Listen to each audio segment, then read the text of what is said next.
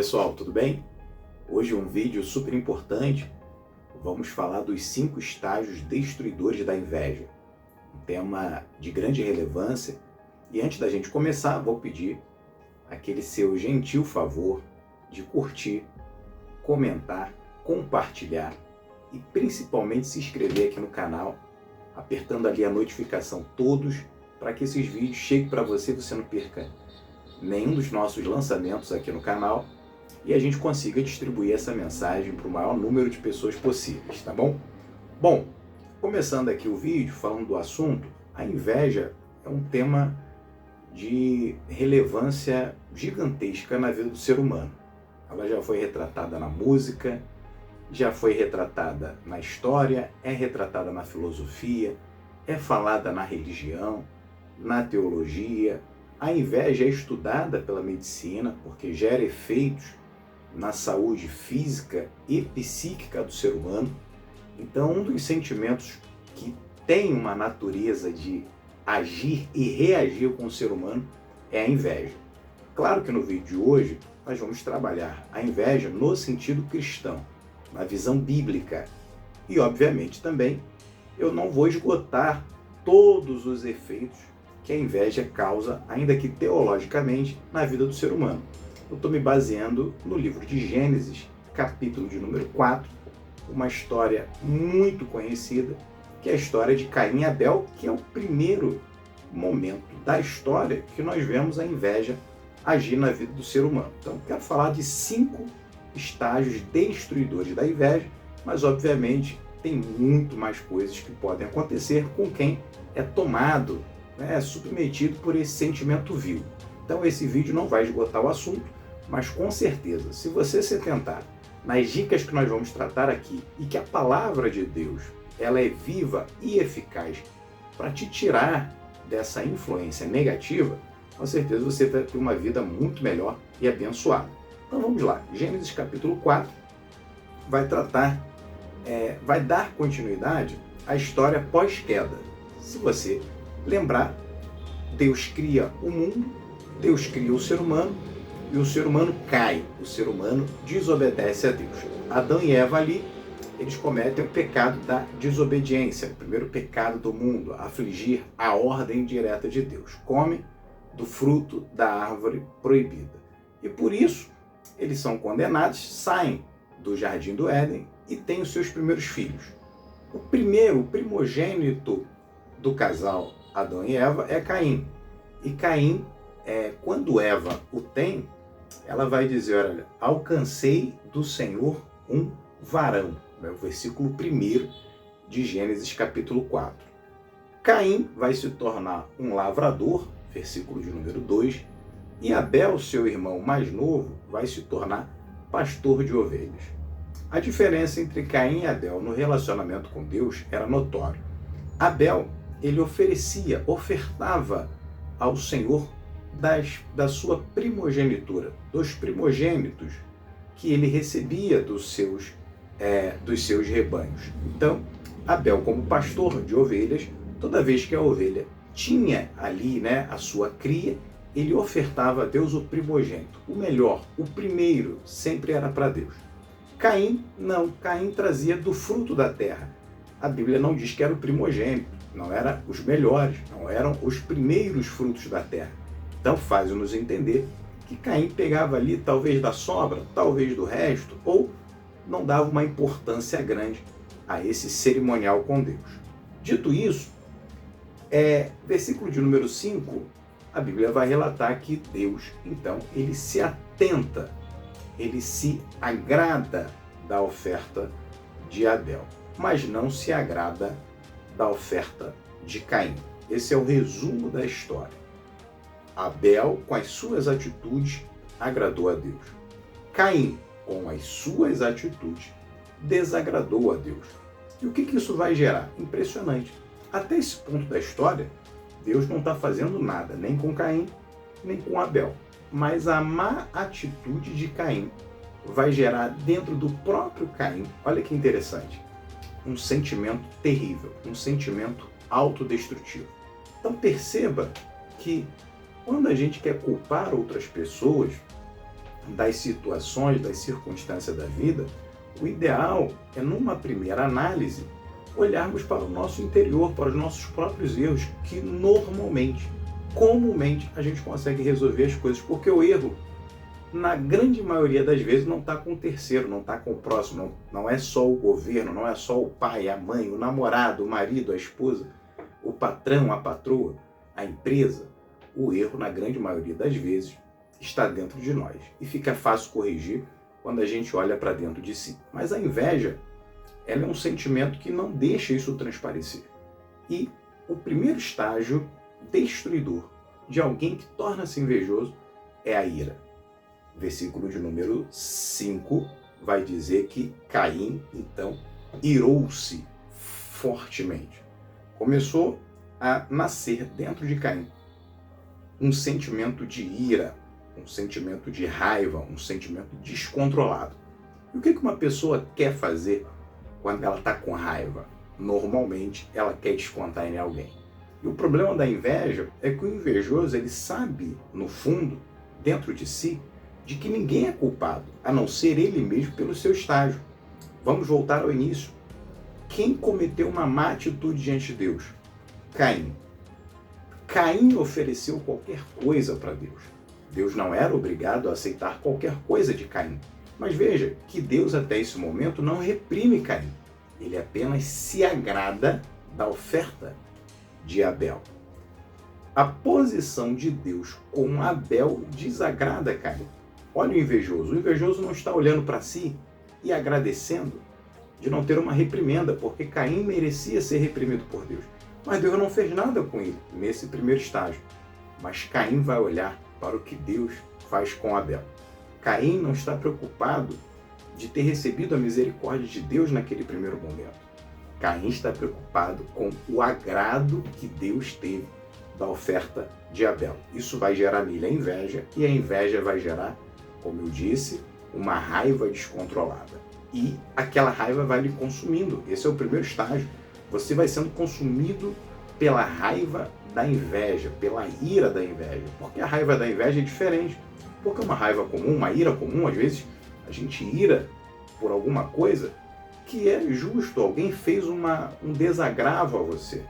Alguém fez uma perseguição a você que não era legal, uma perseguição injusta. E você fica com raiva, você fica triste, você pode ficar abalado com aquilo. É um sentimento justo, mas a inveja não. Você sabe diante de si que você não merece estar daquela forma. E aí você quer descontar em alguém e você não consegue, porque não há motivo para isso. E aí vai gerar o segundo estágio. Esse primeiro elemento, esse primeiro sentimento corrosivo vai te levar ao segundo estágio, que é pior do que o primeiro. Versículo 5 lá de Gênesis capítulo 4 vai dizer que descaiu o semblante de Caim. O que é isso? Caim, ele entrou meio que numa depressão, né? Descaiu o semblante, ele se tornou uma pessoa amarga, uma pessoa abatida. Normalmente os invejosos, eles começam, a culpa é de todo mundo, eu não cresço porque a empresa não me dá oportunidade, eu não me dou bem na igreja porque o pastor ou o fulano, a igreja em si é ruim, olha, eu nasci numa família ruim. Então se faz de vítima. Hoje a nossa sociedade ela é tão invejosa que o vitimismo está em moda. Não é isso que o pessoal diz? O mimimi é tudo colocar a culpa nos outros, sempre se colocar como coitadinho. Isso pode ser um sinal de inveja. E esse sentimento, né, essa depressão, essa autodepreciação, ela vai gerar o terceiro estágio destrutivo da inveja, que é o que? Você deixar de ouvir os conselhos de Deus. No versículo de número 6, Deus, olhando para Caim, disse: por que você se irou? Por que você está com essa raiva descontrolada? Por que o seu semblante está caído? Olha que interessante. No primeiro momento, quando Deus recebe aquela oferta desqualificada de Caim, Deus não faz nada com Caim, demonstrando o seu amor a ele.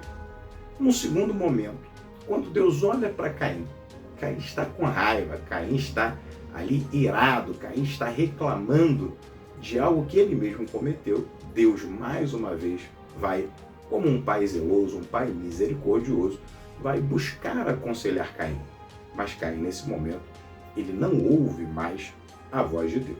E Deus diz para ele, versículo de número 7, se você bem fizer, se a tua atitude for boa, não haverá aceitação para você. O que Deus está dizendo? Que tudo que nós plantamos, nós colhemos. Então, se Caim passasse a ter boas atitudes, óbvio que Deus também o aceitaria, a oferta que viria das suas mãos. Se, porém, olha o que Deus diz, versículo de número 7, parte B, não fizeres bem, ou seja, se você não andar no caminho do bem, se as suas atitudes não forem boas, o pecado jaz à porta, e para ti será o seu desejo, e sobre ele dominarás. Deus estava olhando lá dentro do íntimo da alma, o coração de Caim. Deus estava dizendo, aqui é um ponto de inflexão. Ou você passa a ter boas atitudes, e essas atitudes boas vão curar a sua alma, ou você continuará e será totalmente dominado pelo sentimento corrosivo que é a inveja. O pecado está te corroendo. Perceba que a cura estava dentro do próprio Caim. A cura do invejoso está nele. Boas atitudes, virtude ao invés de vício. E no versículo que a gente continua, no versículo de número 8, você conhece a história. Caim não ouviu Deus, porque quem é invejoso passa a não ouvir mais ninguém, não ouve conselho de amigo, não ouve conselho de parente, não ouve conselho da família, muito menos de Deus. E ele vai lá e mata seu irmão na primeira oportunidade. Aquela ira agora inicial está descontrolada. Seu coração está amargo, está num sentimento totalmente depressivo. Ele precisa revidar em alguém. E em quem ele vai revidar? Naquele que lhe traz todo esse ódio, que é seu irmão, mesmo que seu irmão não faça nada para merecer isso. E nesse quarto estágio, então, ele se torna um fratricida, um assassino de irmão, um assassino de amigos, um assassino de conselheiros. O invejoso, ele agora vai aniquilar todas as boas relações que ele construiu ao longo da sua vida. Muitas das vezes o invejoso vai acabar com o seu casamento, o invejoso vai acabar com a sua relação de emprego, o invejoso vai acabar com uma boa relação de negócio, o invejoso vai acabar com uma boa relação de amizade, o invejoso vai acabar com uma boa relação social. Por quê? Porque ele agora vai colocar a culpa em todo mundo. A culpa é do meu irmão, a culpa não é das minhas atitudes, a culpa é de Abel, eu preciso acabar com Abel. E o que acontece quando ele acaba com isso tudo? Quando ele tira do seu círculo social todas aquelas pessoas que o amam, ele continua vivendo amargurado, porque a inveja é um sentimento que corrói sem fim, sem acabar. O poder corrosivo, o poder destruidor da inveja nunca acaba. E para nós finalizarmos, o quinto estágio, quando a pessoa chega nesse momento de fratricida, de matar os seus relacionamentos, ele se torna nada mais, nada menos do que inimigo de Deus. É o quinto e último estágio do poder destrutivo da inveja.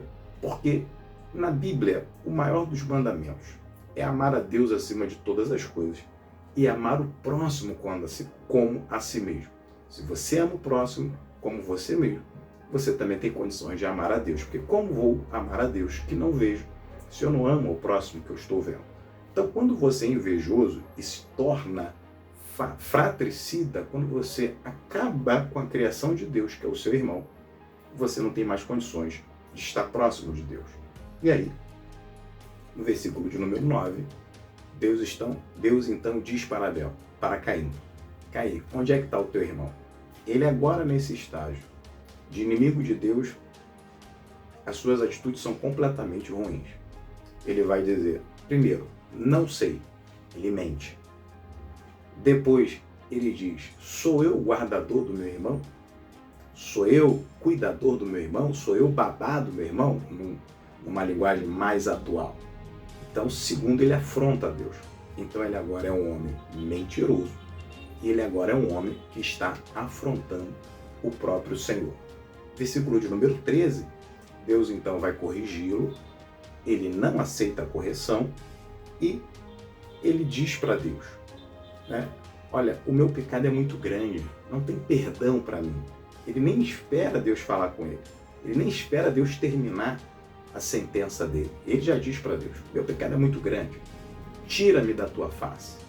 Ou seja, ele não quer mais, ele não aceita mais o perdão de Deus.